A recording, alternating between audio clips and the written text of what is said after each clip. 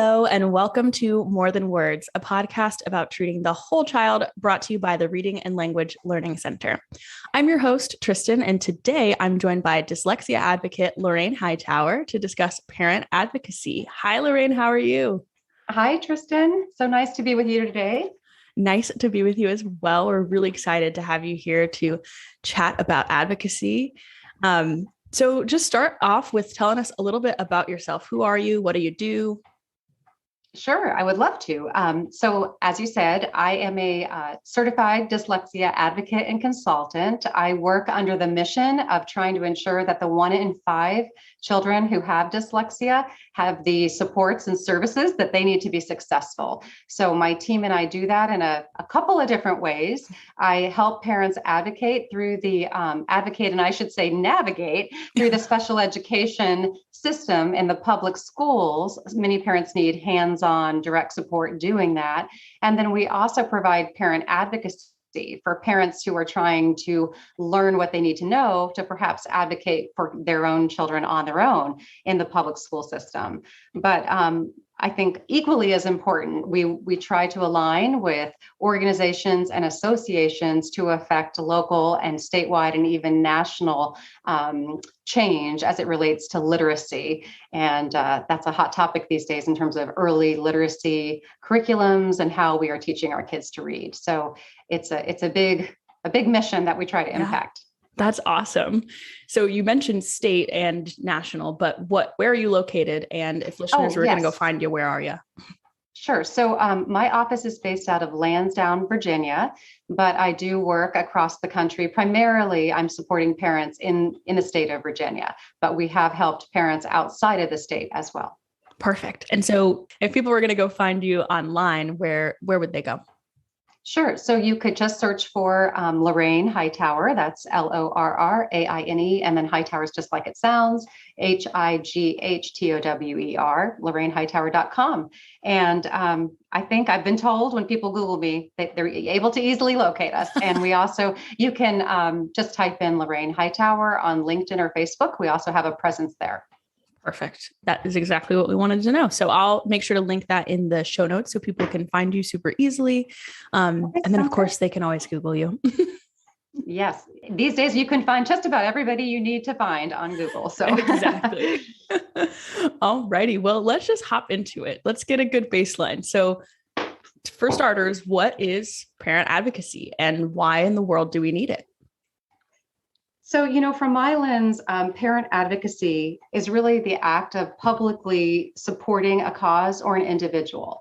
And, this is such a difficult time, Tristan, with the medical pandemic and from my perspective, also an educational pandemic. Mm-hmm. And I am talking to parents every day and sharing with them that if you are concerned about your child's education or special education, the only way, in my opinion, to create change around that is to speak up, speak for, and conduct outreach to try to make a difference. And so to me, that really it's a time of great parent advocacy on many levels.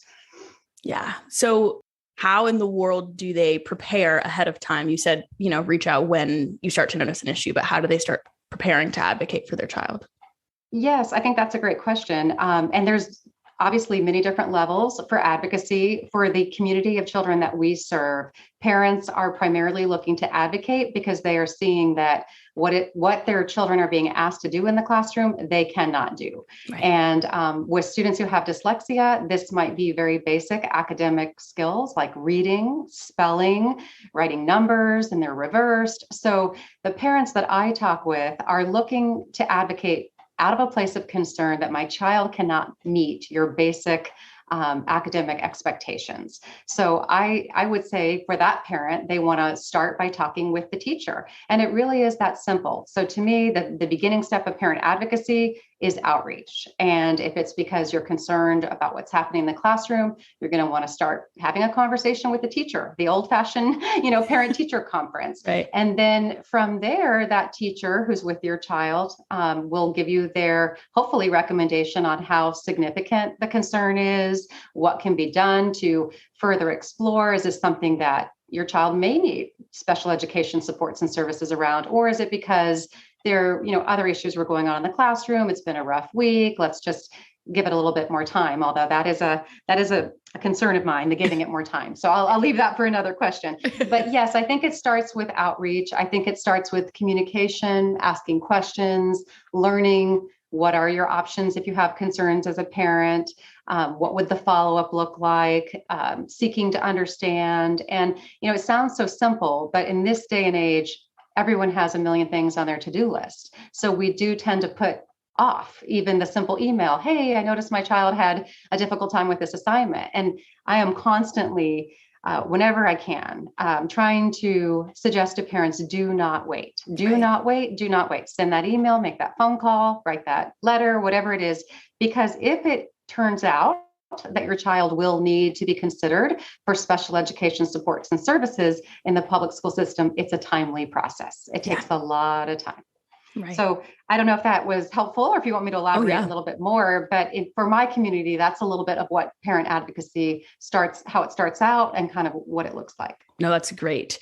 And you mentioned special education supports and services. So a lot of times what people hear is an IEP. So what's an IEP and maybe what's a 504 plan? And maybe you can talk about what those two things are and what they mean. Yes, absolutely. So in the public school system, there are two, let's say, ways that children who have learning disabilities or really any type of a difference can be supported. So you asked about an IEP. That stands for an individualized education program. Now, many parents think it's a plan. So I do want to clarify, it's an individualized education program. Okay. And to me, that's even more significant than a plan. Right. But that's truly what it stands for. And in that case, this is a federal it's a federal regulation, and it basically says if we have a student who meets the criteria because of their disability, that they require an individualized education program that is based on their unique needs, and we're going to give them services and accommodations to help them make progress, that is a very weighty document, and it does put quite an obligation on the school district. So I think it's why parents are always like, I think I need this IEP, and what is this IEP, and how do I utilize this IEP? So it is significant in that it does put quite an obligation on the school district to help your child improve in these areas. Now, a 504 plan, conversely, is more of, let's just say it is under more of the Rehabilitation Act of 1973. It's more from a disability lens to create equal access and to not discriminate against people who have a medical disability of some type. And the criteria there is a little bit different from an IEP. It's not so much about underachievement. It's more about how substantially restricted is this individual due to one of their major life activities being impacted. Right. So, just a quick example of that is if you have a child who has ADHD, they have a hard time attending, that's a neurobiological medical difference. And their attention, their concentration is substantially restricted, then that 504 plan may have very specific, or should have, I would say, very specific accommodations on how they're going to learn. Maybe they're going to have preferential seating, so they're right up front at the point of instruction. Maybe they're going to have access to sensory seating or fidgets so that they can do something that allows them to attend and have more stamina. So those would be listed out. And then, as we said, in IEP, we can talk more about the components of it, but it is more of an education program, right? Less of an accommodation plan. Okay. So you mentioned talking about the different things that are in an IEP. Yes. So what are those things that, are important to consider when drafting? Sure, absolutely. And just to take a step back, when a child is found eligible for those special education supports and services, that's when the school district will propose either a 504 plan or an IEP. Okay. So when we're talking about an IEP, they have 30 days in which they can propose this. And I think it's important for parents to know the proposal should be based on all available data that was discussed when that child was considered for eligibility. And many parents feel like, I think they don't understand how the IEP was created, what information went into the IEP. But all of the data, school testing, private testing, parent input, all of that should be considered when a school district is drafting an IEP. And then the components of the IEP are, what are the child's needs? What are their present levels of performance? That information is supposed to determine the goals, the services, and the accommodations that that child is going to need to access and make meaningful progress in the grade level curriculum and to help address any gaps. So too often what I see happen in some school districts is parents will just be sent, some sample goals, or they'll be given like one piece of the IEP, and they don't really understand this is supposed to be a proposal for an entire program that is designed to meet your child's unique needs and help close achievement gaps in areas that have been identified. Right. Okay. So it sounds like a lot of it rests in the parents' hands. What do they have the right to do? Like if a school district comes back with a certain proposal and you're like, I don't actually agree with that, I don't think that's going to work for my kid, what can they do? Are they entitled to requesting other things? Yes, I love that you asked that, because again, part of my mission is to educate and empower parents, right? Because I tend to say, with everyone that I work with, parents are hands down the best advocates for their children, right? They know them the best, they spend all their time with them, and that they are considered equal members of their child's IEP team. Many parents don't realize that that is how the federal regulations and law look at them. They're equal members of their child's team. What does that mean? It means they share in the decision-making of what is appropriate for their child. It means, do they agree that the school has identified all of the needs appropriately? Are there more that should be considered? Do they have all of the data? So to your question, if the parent is in disagreement, let's say, with a school's testing or evaluation that they've done, they do have the right, if they disagree, to go and get their own private evaluation at school district's expense by a qualified individual who is not part of the school system. Wow. And that is one of their procedural safeguards that many parents are not aware of. And it can be critically important to see if that outside evaluation corroborates with or refutes the school district's findings. Again, all to the point of trying to make sure we've appropriately identified the student's needs so that we can be sure when we talk goals and services, we're addressing those needs. Right. Wow. I know this is a lot. No, that's okay. It's important information. I think one thing that parents don't always know is that you can go get outside testing done. And that is like part of your rights to do. It is. It is considered a procedural safeguard. And anytime the school district conducts an evaluation, parents have the right to seek an individualized education evaluation, or it's often called by the acronym of an IEE. So parents who might be listening to this in your audience, they can simply look up what is an IEE.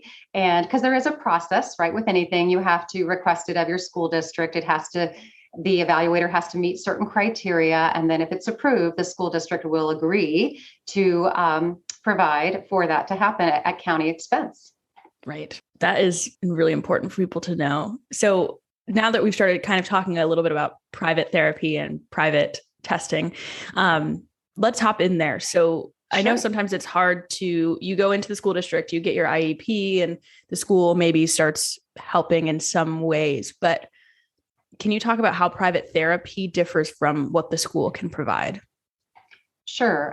So again, I think that is a great question, because we do have to realize that when we're talking about public schools, especially nowadays, we are talking about certain limitations around staff and resources. It is certainly no secret we have a teacher shortage across the country, and everybody's trying to serve the most in as meaningful a way as they can. But sometimes that means that we're putting too many kids in a reading group, or we're not individualizing our instruction enough. So I'm a big supporter of public schools, but I want to say that I think we have to be realistic, that I personally, as an advocate, don't believe it is possible to meet the needs of, let's say, the most severe and profound dyslexic student in a group setting of 5 or more, because I think there are cases, and this is what I work with the public school system and the staff that are willing to have these conversations. there are situations where we should know that based upon the child's data and their need, the severity of the situation, they will either need more intensive individualized instruction in the public school, or we need to consider if this is a child who should be getting their services in private therapy, as you said. And I say that because while we have really well-intentioned teachers who have met the 30-hour requirement from the Institute of Multisensory Instruction and Education, and I love that they've done that, and they can provide, a certain type of intervention following let's say, an Orton-Gillingham scope and sequence, they don't always have the luxury of spending as much time as they might want with that student or individualizing it as much because they have 4 kids in their group who have some different needs. Right. So I just think parents do have to understand the school district is not required to provide you with the absolute Cadillac of services that are individualized to your child. And I say that not from a joking perspective, but it's a hard pill to swallow. I'm also a parent of a severely dyslexic student who's now on his way. He's a junior in high school. And I remember as a parent, I had a hard time accepting that the standard really was, we just have to help them have access to the curriculum and make progress. Now, fortunately, that standard has been increased over the years. But where I see private therapy being really important is you do sometimes have children whose needs are not easily met by I'll just call it the services that the public school can offer. Right. Just being very frank about it.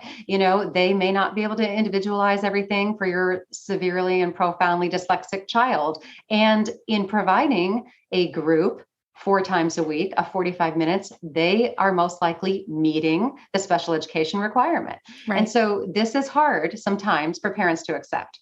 So if parents have a severely, profoundly dyslexic child and they've tried to advocate at the IEP table and they still don't feel that their child's needs are being met, then that's where, they have to increase their advocacy. They have to consider, what are my options? Do I have to go down the path of dispute resolution, or do I need to consider outside therapy alone, or a hybrid of some in school support and some outside support? And what I want to say, Tristan, is there's no one solution for every student, right? Which is why I often tell parents that's why the I in IEP is for individualized, right? Yep. So we have to consider all of these important data points when we're trying to decide, is this a student who can make meaningful progress with public services alone, or should we be considering only private services because it has to be that targeted, that focused, that prescriptive, that intense by an individual who has,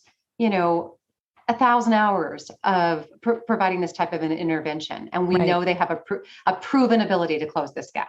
So all of these things, all of these points, I believe, have to be considered by families and even school teams. Yeah. Because while it is rare, it is possible that a school district might contract with an outside provider to provide that intensive tier 1 remediation that student requires. Right. Wow. Okay. So you mentioned a hybrid of private therapy and school support, which I think is really interesting. So how would you suggest better collaboration, let's say, between those 2 spots? Yes. Another great question. If a parent has a student who has an IEP and let's say they're getting some support in school for reading or spelling, and that parent, has decided they want to supplement that, or they want someone with higher qualifications working. So now they have an outside therapist working with that student. My biggest concern as an advocate is that these 2 individuals don't even know each other and that they might have completely different lesson plans for this student. And what we might actually be doing is creating confusion for the student more than helping them along to advance their reading and spelling skills. So the first thing I say is we have to introduce the school staff to the private therapist. We want to open the doors and give consent for open communication and collaboration. I think also having a frank conversation about the scope and sequence that's being used, looking at the progress monitoring data, what is the school trying to address? What is the private therapist trying to address? And 9 times out of 10, because they've been providing services privately and intensely, the private provider should take the lead in that conversation and really kind of say, here's the data that I have. if they've been working with the student for a longer period of time, then they can openly share, here's what we have found with this student, here's how they learn best. And through that open communication and collaboration, I think there should be a discussion about triaging these services. And so what I mean by that is, if we know that the private provider is working well with the student and they're making incredible progress on working through, let's just say, the different syllable types, reading and spelling. But the private provider is like, you know what, I really would love for you to reinforce these phonemic awareness exercises during the school day. Or if you could really work on expanding their written expression in this way, using this these personalized word list, or this controlled text, practice reading with this controlled text that I'm going to send to you. Through this open collaboration, students can make so much more progress. And I've seen this in multiple examples. Now, I just want to be very open and say it isn't easy to get this in place, right? Yeah. Because you really have the school team believing that we are the educational experts. And then you have the private therapist who has their specialized background and training saying, trust me, I work with these kids all the time, one-on-one, and I know. So it has to happen in the spirit of everyone really deciding that we're going to openly communicate and share, triage what we're trying to do in the best interest of this child. Right. And when you can get that to happen, and that's what I strive to do as an advocate, that's when that child can really take off in their learning, because you don't have let's say the good work that was being done by the private therapist now being undone by maybe a well-intentioned teacher who just doesn't know they're teaching too far ahead in a scope and sequence for that child's ability. Yeah. If that makes sense. No, that definitely makes sense. So you had talked about small group instruction and having kids in, groups of 4 or 5 at the public school level. And I wanted to talk about how you mentioned that there might be a varying level of difficulties in that group, right? If you find that small group instruction isn't a good fit per the IEP that you have developed with the school, what do you do? How do you suggest handling that in regards to telling the school, this isn't working for my kid and this is what I'm seeing, but I don't want to reduce their IEP accommodations or dismantle this entire thing that we've built here. I kind of want to just go about handling it in a different way. What do you suggest there? Yes. So I think if parents find themselves in that position, many parents also don't know that they can request and reconvene the IEP team multiple times throughout the year. Okay. So it is typically an IEP is provided with the understanding that it will be reviewed a minimum of once a year. But if a parent has a concern like the one you've just described or any other concerns, they should ask to reconvene the IEP team. And then, as we were saying earlier, they should look at what are the needs and the present levels of this child. And that discussion should then lend itself to what is the placement of my child. Right. And so are they in small group instruction? And then I think the parent's going to want to explore a little bit deeper. Is this group homogeneous in nature, right? Mm-hmm. Are all of these students of the same disability category? Meaning, are they all students who have a specific learning disability? Because unfortunately, I have seen situations where you'll have a student with a different disability profile put into a group with students who are operating on a different level. And now the poor teacher is trying to differentiate their instruction to people with different eligibility classifications at different paces. And that's not going to be productive for anyone. Right. So, you definitely want to start by diving deeper with the IEP team on, you're certainly, the school team is not going to disclose any personal information about the other students. Right. But as a parent, you can confirm, is this group homogeneous in nature? Are all of these students working on the same skills? They have similar gaps. So we don't have a tier 2 student with a severe and profound tier 3 student. And when I say tiers, I'm talking about the multi-tiered systems of support. We don't want a moderate student with someone who has profound needs, because the pacing and the intensity of the instruction should be different. So I think through asking all of those questions, the parent is going to know if they're in agreement with what is being offered. Yeah. And if they're in disagreement, there's in this session, it's impossible to speak to all the different paths that might be appropriate for one particular student. But I will say parents have the option of, completely revoking the IEP and withdrawing all special education services to considering, am I going to work through the dispute resolution process and try to get the IEP changed in some way so that my child's needs are being more appropriately addressed, to, determining, am I going to do more of a hybrid model like what we just discussed? And I've helped families navigate that path, and we've had a lot of success in inviting the private therapist to the IEP team conversations so that we can really get everybody at the same table, asking the right questions, having the right discussion about, well, tell us why you placed them in this group.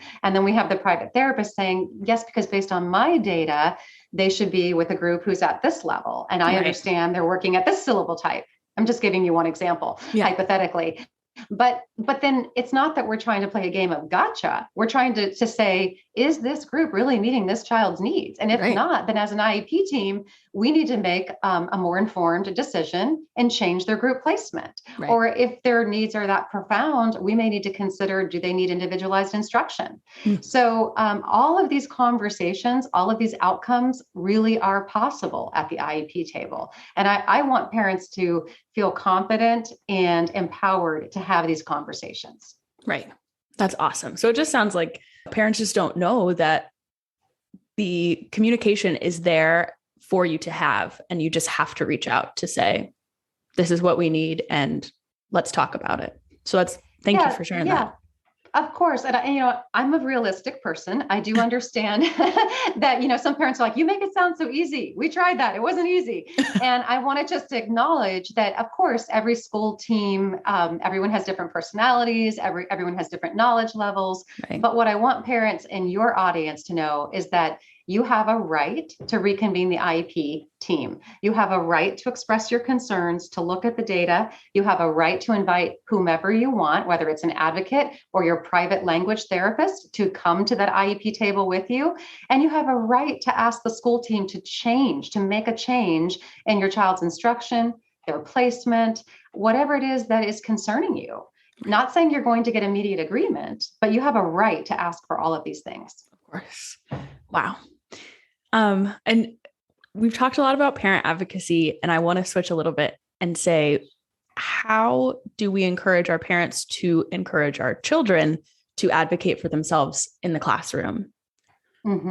Yes. So I love this question too, because what we know as children who learn differently or who have learning or disabilities of any kind, they do have to one day become a strong self-advocate, right? And I think that the best way we can do that as parents, being the parent of a child who has disabilities, is to start off modeling acceptance, right? Unfortunately, I do feel like parents still carry a significant amount of shame around having a child who learns differently. And that was a big part of my personal story, was talking openly and publicly about, hey, if this is what dyslexia looks like, we've got it at our house. We're going to embrace it and we're going to figure it out.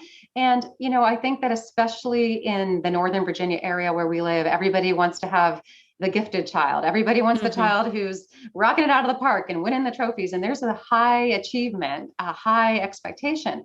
But there really should be no shame in being a person who learns differently. And in the case of students who have dyslexia, we know they're of average to above average in intelligence. So they absolutely can do everything and anything they want to do. They just may have to learn how to do it differently, learn how to break the reading code, be accommodated a little bit differently along the way. So I think if parents are comfortable having those kind of conversations with their kids in the background, and they hear their parents saying, we embrace our child's abilities and disabilities, or strengths and weaknesses, and we know they have dyslexia or ADHD, or we know they're working on their speech, and we're so proud of them, and not making this a shameful thing that we keep in the family, and we don't tell anybody that you have dyslexia or you have ADHD. Just that acceptance and awareness and the freedom to talk to family and friends and neighbors and be like, yeah, if they're coming to a birthday party and you guys are playing games, just know that, Susie has dyslexia. So she might need some help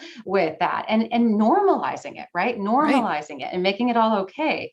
I think that goes a long way in our children growing up with intact self-esteem and confidence, and kind of like, yes, I have dyslexia, but I'm still okay. Or I have ADHD, but my parents still, think I can do whatever I want to do in this life. Right. And so I would say, just really talking about it, modeling acceptance. And also, I think as your children get a little bit older, in whatever way they are comfortable, encouraging them to talk about it and to share with their classmates in whatever way they're most comfortable. I can think of, really small children who would maybe take the risk of wearing like a shirt that had something about think differently, and was like a shout out to being a student who learned differently, and having kids ask about that, to a student that I helped who did like an oral report on what dyslexia is, and some famous people who had dyslexia, just to try to create awareness in their classroom. I love that, many states now have mandatory teacher training on dyslexia. So many teachers understand that these kids can and should do what everyone else in the classroom is doing. So we've made a lot of progress. But in terms of the regulations, most school districts, I think it's important for parents to know, are going to want children to start showing up at their IEP meetings and participating in those discussions and decisions at about age 14 on up. Oh, wow. So parents always say to me, well, I don't really want my child going to the IEP meeting and hearing about, their, let's just say their decoding that's in the 2 percentile, even though their IQ is in the 98th percentile. Right. So what I would say to parents is, again, model this acceptance, and in whatever way your child is willing, get them to start talking about it, knowing that at about age 14, the school district will be looking for them to take a more active role in their own self-advocacy. And then again, as parents, you have a right to say, I don't want my child to come to the IEP meeting. I understand you're asking. You can say, I don't believe it's appropriate at this time. Or you can work collaboratively and say, I'm going to have them come to the first 15 minutes, and I'm going to let my child, tell you what's working well and what's challenging for them. And then at that time, I'd like for them to be excused, because I'm, whatever it is, I'm protecting their confidence or their social and emotional well-being or their self-esteem. And I don't want them to hear all the evaluation results at this time. Right. So, and this is my whole point, I hope that's coming across, is parents actually have the ability to set some of those boundaries in protection of their own child, and to advocate and help their child in whatever way they think is best. Yeah, that's awesome to hear. I had a friend, as I was going through college, they actually got a diagnosis for ADD, I want to say. And for them, it was so freeing, and they were very open about it, saying like, I just got this diagnosis, and you know what? Now I understand why it has taken me so long to do these assignments. And it's really helping me through the rest of my college career. And they were incredibly successful.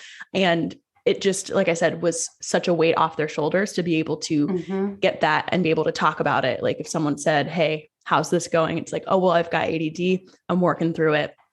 But I'm able to advocate for myself at this point.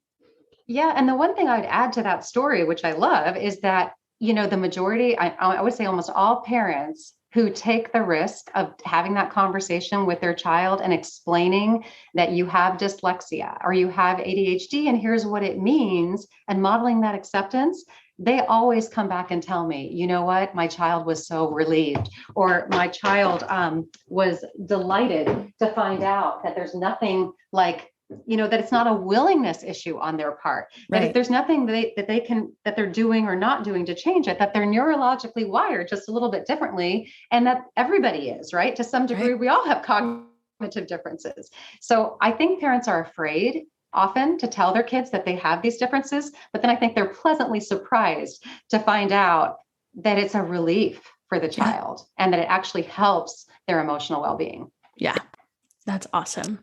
My last couple questions. Is it ever too late to begin remediation or assistance for any of these specific learning disabilities?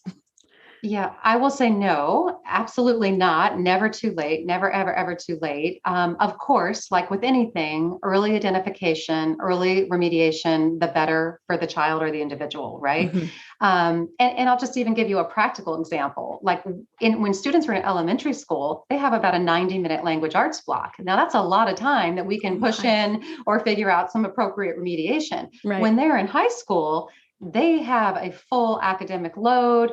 They Mhm. may, if they're lucky, have a study hall, or they may have to give up something that they love, like band or art or another area of interest, in order to push in and get that specially designed reading remediation. So it is never too late, but the sooner we figure this out for these children and the sooner we get them what they need, the faster they can close these gaps and go on to have a more meaningful and productive educational experience. Yeah, that's good to hear.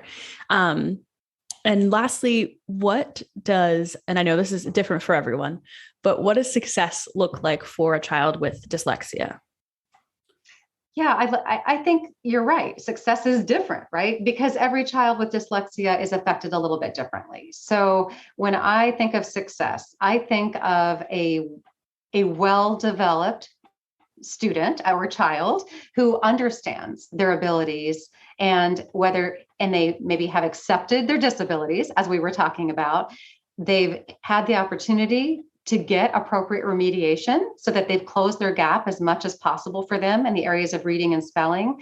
And if they haven't been able to close that completely to operate, on par with their same age and grade level peers, then they are someone who has embraced their accommodations, their assistive technology, so that there's really no limitations on what they can do or how they can show what they know.